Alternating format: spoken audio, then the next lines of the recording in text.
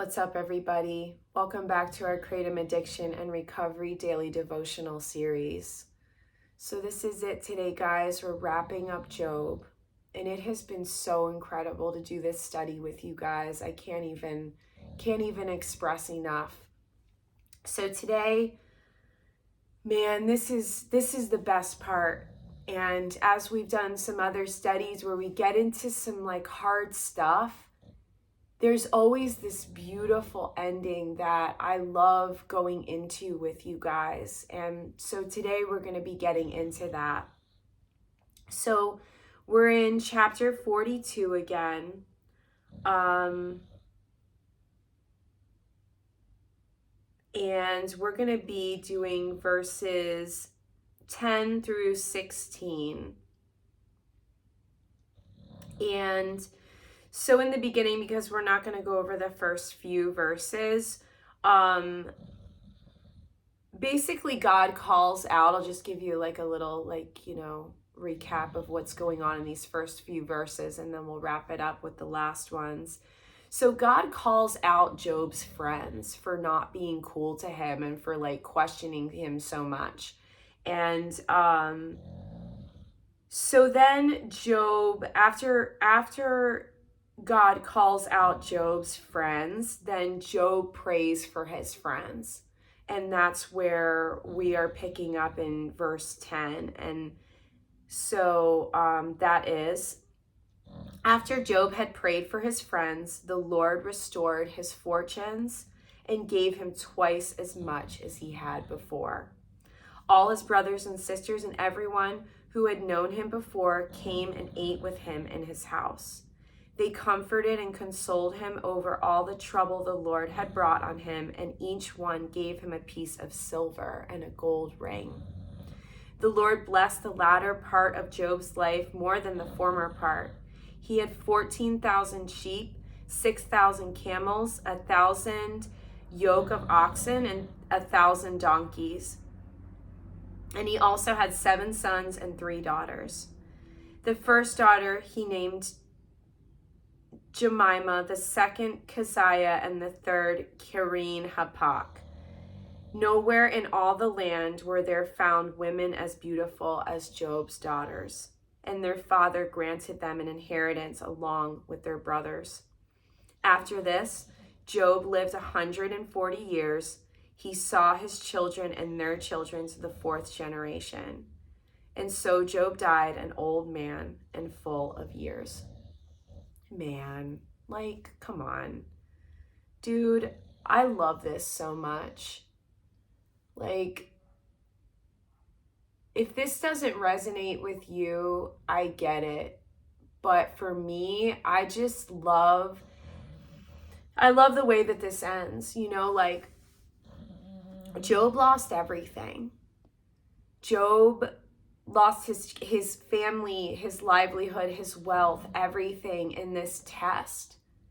And he suffered greatly.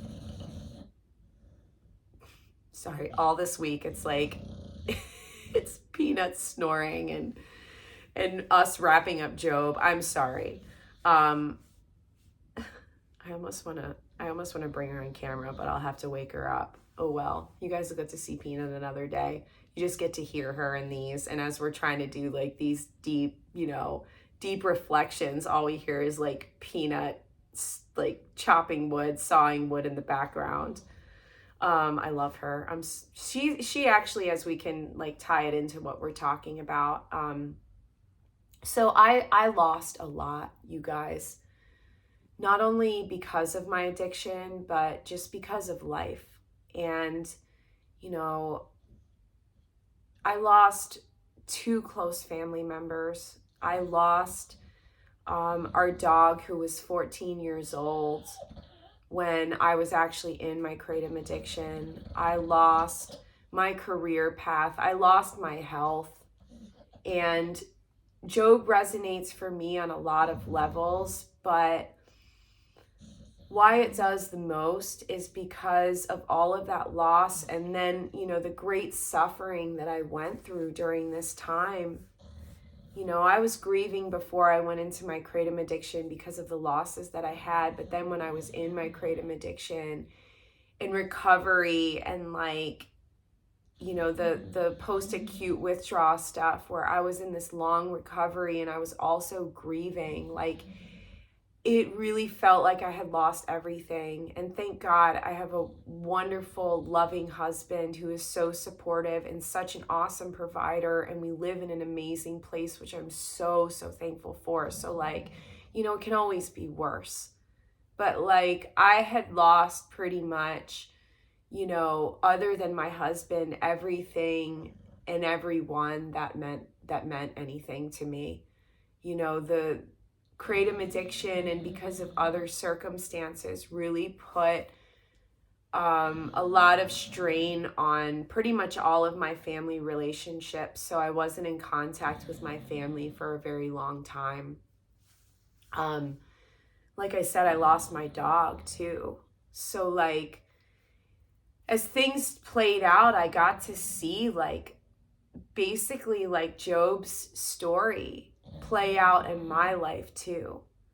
And as time went on and I went through my recovery, God has restored pretty much everything that I have lost. I'm still waiting on one thing, one relationship. And I'm not sure how long it's going to take, but just like what Job said in yesterday's verses in Job 42:2, that I know that you can do all things. And that's what I still hold on to with this one relationship that there's been estrangement in, and I do know that God will restore it. But everything else has been completely restored, just like in this book of Job, where, we're leaving off on this awesome, uplifting note where everything that Job lost, God then gave him again and some. And he multiplied everything that he had. And that's ultimately what God did for me too.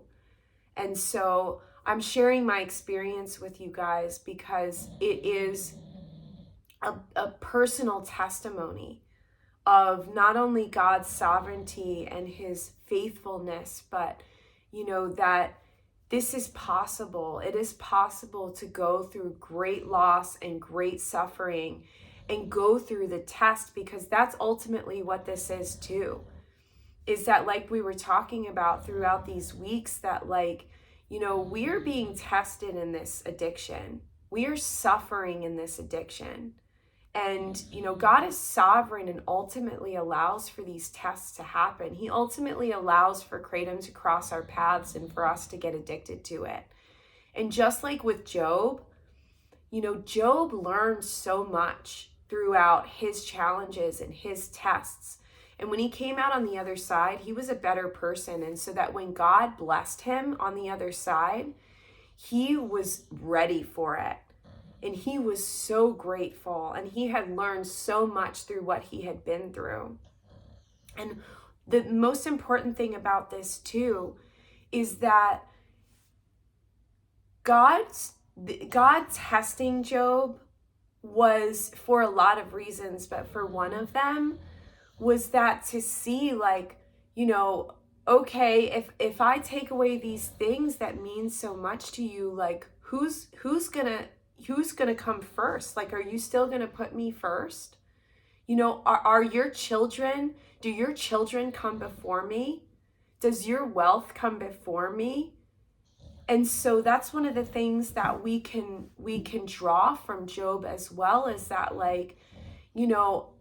in the test of our addiction and recovery process, are we putting something before God? Are we putting kratom before God? Are we putting our kids before God? Are we putting our husbands or wives or partners before God? Are we putting our jobs and our wealth before God? Because if we are, there's always going to be something that happens that is going to work that out and bring us into our own, tests and challenges.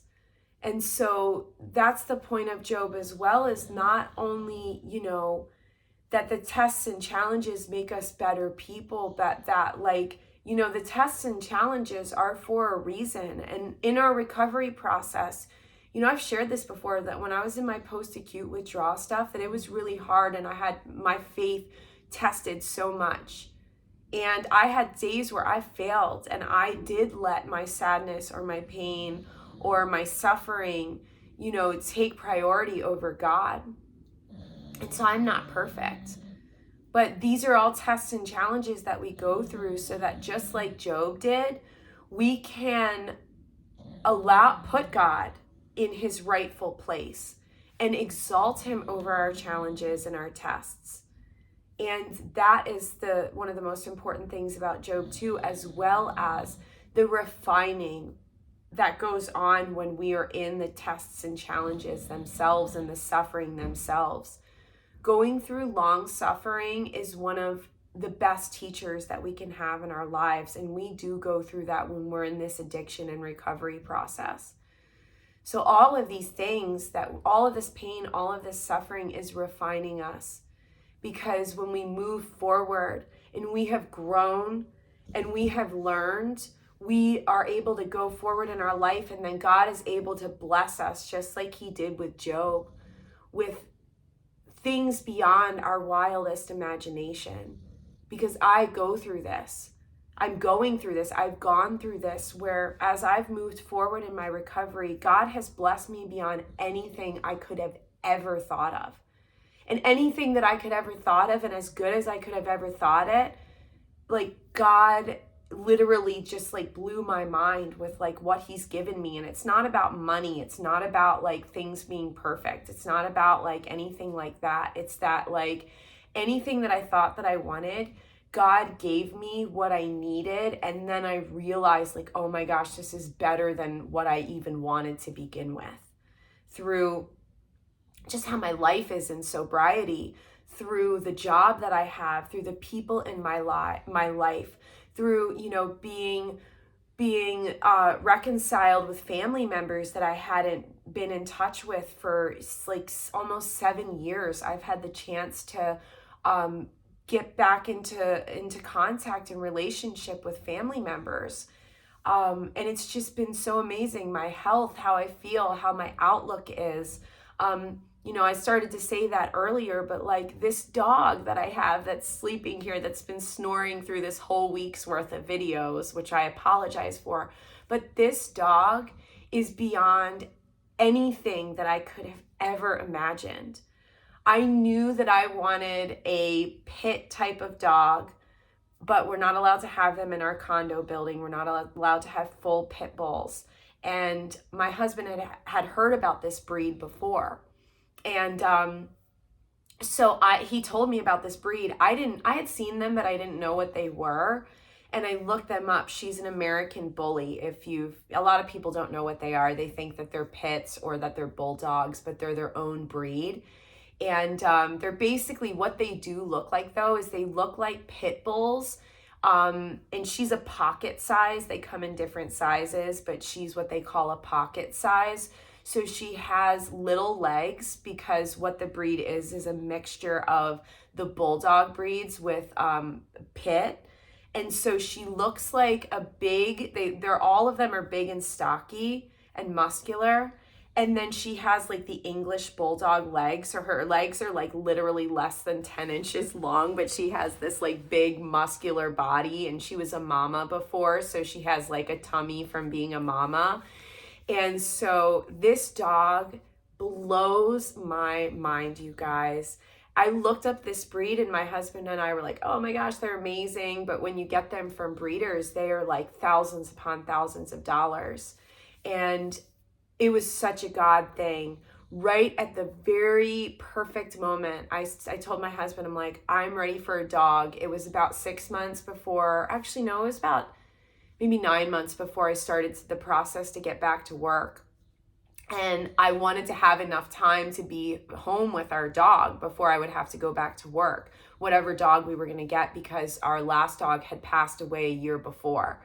And I was still in my addiction when our dog passed away. So I got off of kratom. I went through my recovery process, and I knew I wanted to take time to kind of like heal before getting our next dog.